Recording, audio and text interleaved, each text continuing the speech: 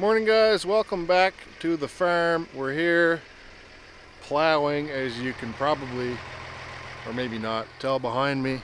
I actually started this the better part of a month ago, I wouldn't doubt now.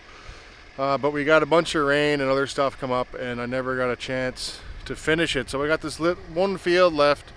I was at it yesterday and just got a little bit more to do. We're hopefully going to finish it today or maybe tomorrow. But yeah, so I got a bunch of clips from before that I took. I just never did a video intro or whatever. So we'll play that now and I'll catch up with you guys in a minute.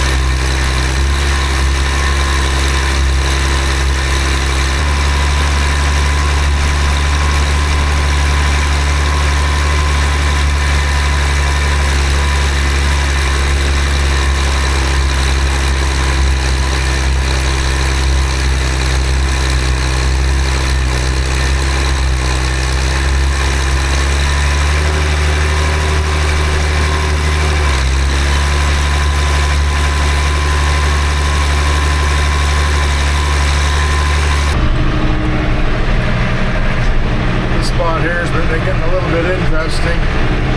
I'm more than halfway through it now. That's good.